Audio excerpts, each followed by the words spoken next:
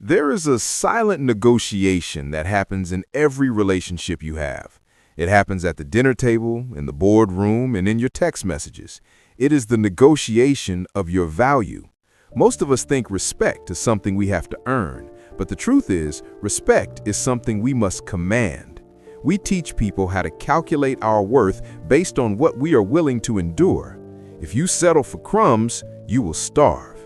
Today, we're not just listing bad habits, we are identifying the subtle poisons that slowly kill your self-esteem. By the end of this video, you will have the tools to audit your circle and the courage to close the door on anyone who cannot afford the price of your presence. Let's start with the most confusing trap, the unpredictable connection.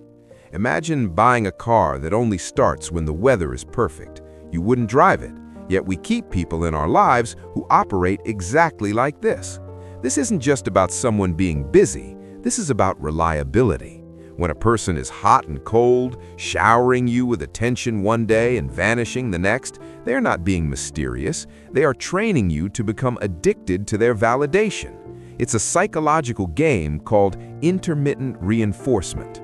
By tolerating this instability, you're telling them that your peace of mind is less important than their convenience.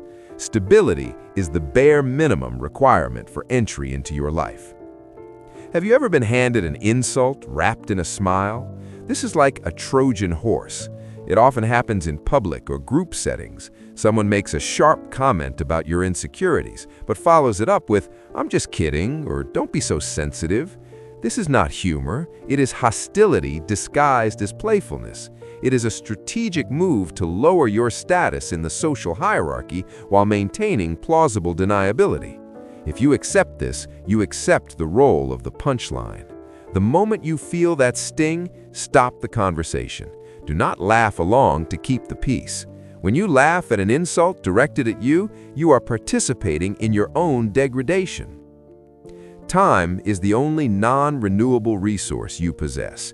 You can make more money, but you cannot manufacture more minutes. When someone is perpetually late, cancels at the last second, or leaves you waiting in limbo, they are charging you a time tax. They are effectively saying, "My time is gold and yours is copper." This isn't about traffic or bad luck, it's about prioritization. If you continually adjust your schedule to accommodate their chaos, you are essentially functioning as their backup plan. High-value individuals respect the clock because they respect life.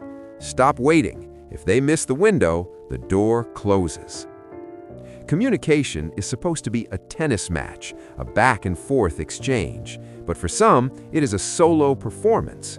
Watch out for the person who treats your sentences as mere noise while they wait for their turn to speak again. This includes constant interruptions or the glaze-over look when you share something important. It sends a brutal message that you are a prop in the movie of their life. When your voice is repeatedly drowned out, your subconscious begins to believe that your thoughts don't matter. Do not battle for the microphone. If someone refuses to listen, stop talking. Your silence speaks louder than words to people who do not care to hear them. This next behavior is perhaps the most dangerous because it targets your sanity. The emotional editor is the person who tries to rewrite your reality. If you say, "That hurt me," and they reply with, "You're crazy, that never happened," or "You're imagining things," they are editing your history. They deny your reality to avoid accountability. This leaves you feeling unmoored, questioning your own memory and judgment. This is not a difference of opinion, it is a manipulation of truth. Your feelings are data, not debates. You do not need a lawyer to prove you are in pain. If they cannot acknowledge your reality, they have no place in your future. Pay close attention to who does not clap when you win. A true ally sees your success as inspiration. A toxic person sees it as a threat. The success anchor will try to weigh you down with comments like, "Oh, you just got lucky," or "Well, don't get your hopes up." They might even try to pivot the spotlight back to themselves or take credit for your hard work. This stems from a scarcity mindset, the belief that if you shine, they become invisible. You cannot grow if you are surrounded by people who are committed to keeping you small. You need a circle that raises the ceiling, not one that lowers the floor. Finally, beware of the transactional tourist. These people are only present when they need a withdrawal, whether it's emotional support, financial help, or professional favors. But when you're the one in need, they're suddenly on a break or unreachable. They view you as a utility, a tool to be used rather than a human to be known. Relationships must be reciprocal. That doesn't mean keeping a scorecard, but it does mean there should be a natural flow of give and take. If you're the only one rowing the boat, you aren't in a partnership, you are a servant. The hardest part about hearing this is realizing that you might have allowed these behaviors for years. Maybe you called it loyalty, maybe you called it love.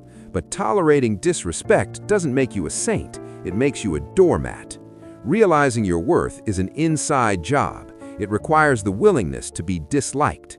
It requires the strength to sit in an empty room rather than a full one where you are invisible. The moment you stop tolerating the unacceptable, you create a vacuum, and the universe loves to fill a vacuum with things that align with your new standard. Raise your price. The right people will pay it without blinking.